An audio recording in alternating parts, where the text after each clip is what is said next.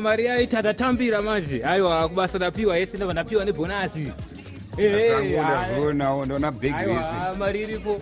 Aiwa totonotoita sei torimise toito zvese. Ayana kai.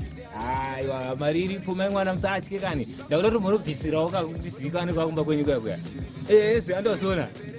Kaka mari iripo satye zviri kutaura shamwari nditori nemari yacho. Mari haisi problem, mari ndapiwa manje izvozvi mari yakazara. Mari aiwa usatye ba.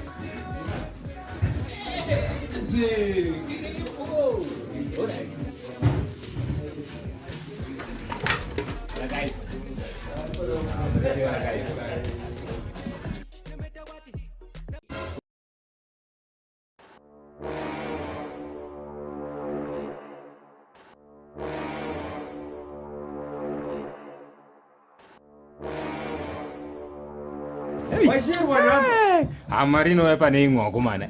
Akabudi.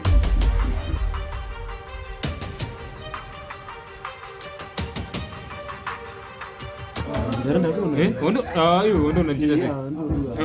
Hapana chana munonga baina. Kudaizira kuti chiko pane chana nonga ere. Yosena ni mani. Ndiyo ndebaridza hangu mani kare mani. Vanishinzwa kali ndokuna kupa mchana.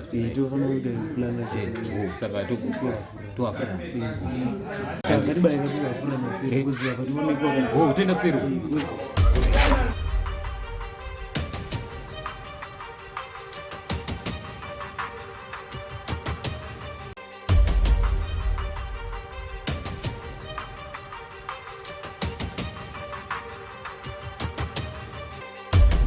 Ndobudisa. Alright. Kuzitonekwa. Mune tonyatsogona panoita pana. Ndarbudisa. Ndikubudisa kai. Una mapepa kaya. Itora chete kai. Budisa zvese. Budisa zvese zvawina. Nefoni basi. Makubana. Tisafoni basi. Kumana siku na basi. Budisa foni basi. Budisa maisa foni basi. Tudre namba zeku. Kuza pin yake. Kuza pin. What for? Hayo. Kuza Maria. Kuza. Hayo. Kumana siku na kumana na kumana. Sasa hivi ndimo kutumbile kumana. Hayo. Kuza zvese. Kumana ndasiwe chingwa na kumana. Kuza kana bhuti. Kumana motune bhuti kumana. Panozara sinara chinga. Hayo. Biza bhuti. Kumana ka. Kumana muri kutamba. Ndokusiyaska iwe.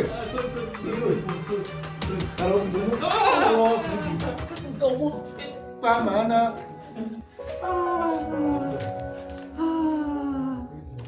Kumana. Pese ndero kumana. Ngama wani kumana.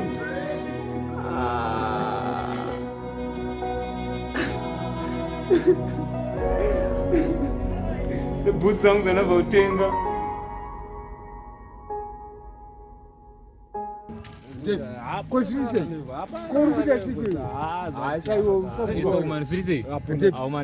Nyaya chamuswisiwa nyumba tikaumana ndikazi ndiri wrong here ndikazi ndiri wrong aiwa usati auziva handisi wrong noti nyaya chaunotitaurira unofana kutitaurira tokuziva kuti zviri papi